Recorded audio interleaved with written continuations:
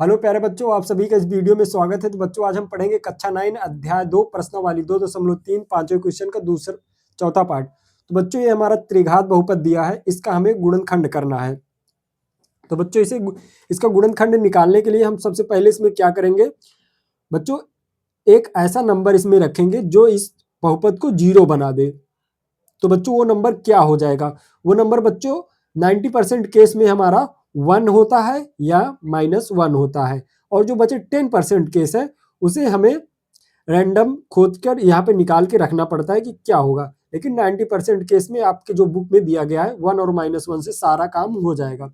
ठीक है बच्चों, तो चलिए इसमें एक नंबर हम पुट करके रखते हैं।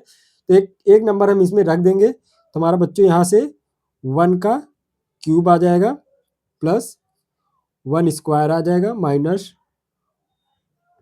1 -1। बच्चों यहाँ पे हमने 1 रख दिया, -1 नहीं रखा, हम 1 रखे हैं। तो 1 देख रहे हैं ये जीरो करता है कि नहीं इस पॉलिनोमियल को। तो यहाँ पे बच्चों 2 आ जाएगा +1 -2 -1। बच्चों ये 2 से -2 कैंसिल, 1 से -1 कैंसिल, ये यहाँ पे 0 आ गया है। ठीक है बच्चों,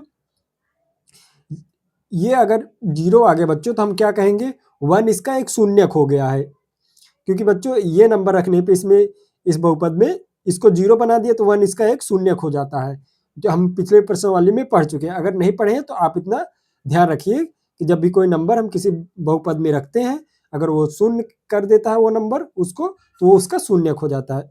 तो 1 यहाँ पे लिख देंगे, एक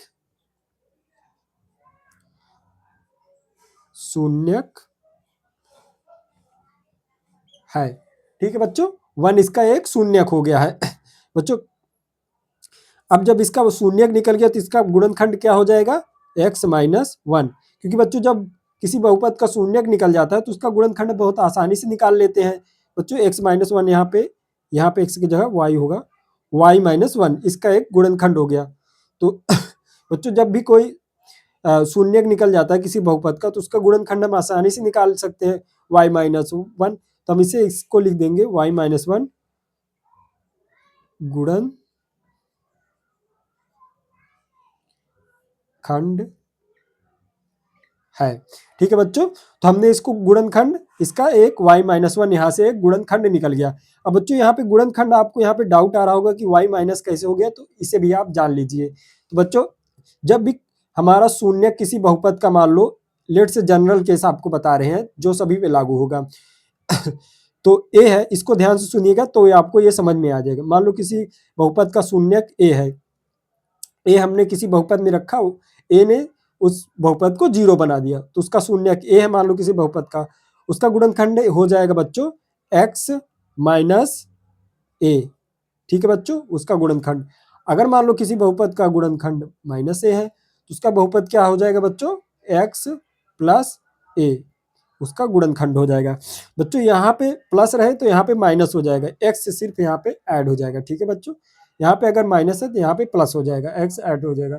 तो आप इस प्रकार से किसी बहुपद का शून्यक है तो उसका गुणनखंड निकाल सकते हैं आसानी से। तो बच्चों ये आपको याद रखना, ये कॉन्सेप्ट है। तो बच्चों इसे आप जब याद रखेंगे तो आप शून्यक से उसका गुणनखंड एक निकाल सकते हैं। ठीक है बच्चों, तो यहाँ पे आपको समझ में आ गया होगा। तो बच्चों यहाँ पे जब हमारा पहला गुणनखंड इसका निकल गया है एक नंबर इसमें रखने पर, तो बच्चों यहाँ पे दूसरा गुणनखंड निकालने के लिए हम भागविधि का प्रयोग करेंगे। भागविधि का प्रयोग बच्चों कैसे, इस जो गुणनखंड निकला है हमारा, इस गुणनखंड से हम इस बहुपद में भाग दे देंगे तो हमारा दूसरा गुणनखंड निकल जाएगा। तो चलिए हम इसमें भाग दे देते हैं फटाक से। चलिए बच्चों हम पहले गुणनखंड से इस त्रिघात बहुपद में हम भाग दे देते हैं तो हमारा दूसरा गुणनखंड निकल जाएगा।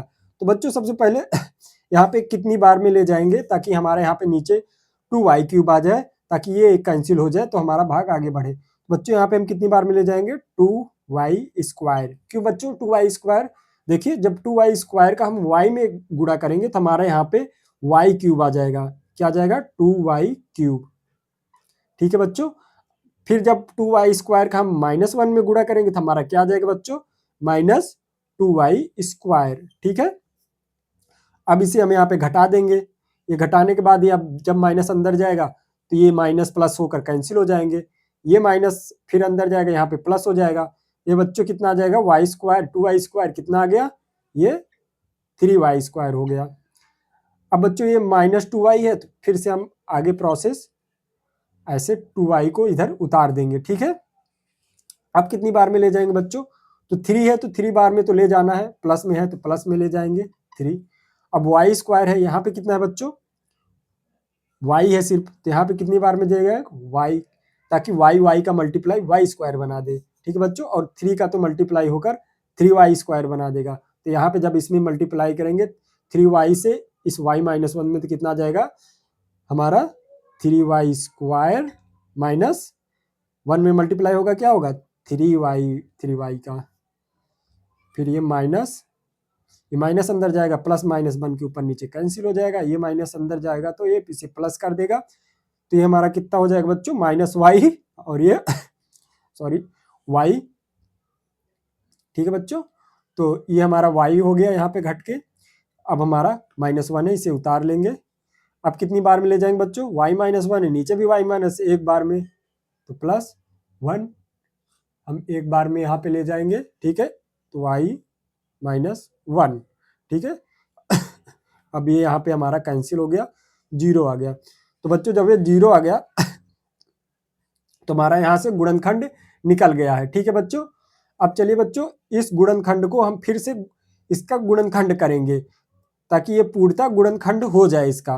तो बच्चों 2y² प्लस 3y प्लस 1, ठीक है। अब बच्चों इसको फिर से गुणनखंड करने के लिए हम इस बीच वाले पार्ट को 2 भागों में बांटेंगे, ताकि हमारा 2 पद का कॉमन बन के गुणनखंड हो जाए। तो हम चलिए इसको गुणनखंड कर देते हैं। 2y को 3y को कैसे करेंगे बच्चों, 2y प्लस y प्लस 1। अब बच्चों जब इसको जोड़ेंगे आपस में तो 3y आ जाएगा, जब इसको गुणा करेंगे आपस में तो 2y² का हो जाएगा। क्योंकि बच्चों जब ये लास्ट टर्म और फर्स्ट टर्म को गुणा करने पर हमारा यही आना चाहिए, ठीक है बच्चों। तो हम 2y² और y² को गुणा करेंगे तो हमारा पहले पद का और लास्ट वाले पद का गुणनफल आ जाएगा, ठीक है। तो चलिए इससे हमारा ये पता लगता है कि हमने सही गुणनखंड किया है, ठीक है। अब 2 पद का हम यहाँ पे वो ग्रुप बना लेंगे। अब इसमें जो कॉमन होगा कॉमन ले लेंगे।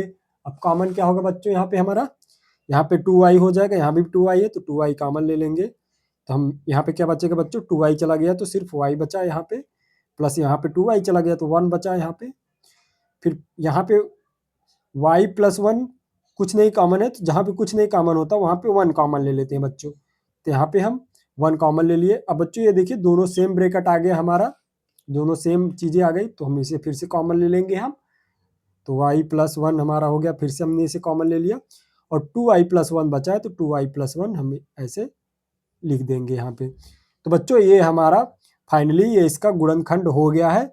और बच्चों हमारा पहला गुणनखंड क्या था, y - 1, तो इसे भी हम यहाँ पे उठा के यहाँ पे लिख दे रहे हैं, ताकि हमारा देखने में अच्छा लगे। तो यहाँ पे हो गया, हमारा आंसर आ गया, ठीक है बच्चों। तो चलिए हम अगले वीडियो में मिलते हैं, तब तक के लिए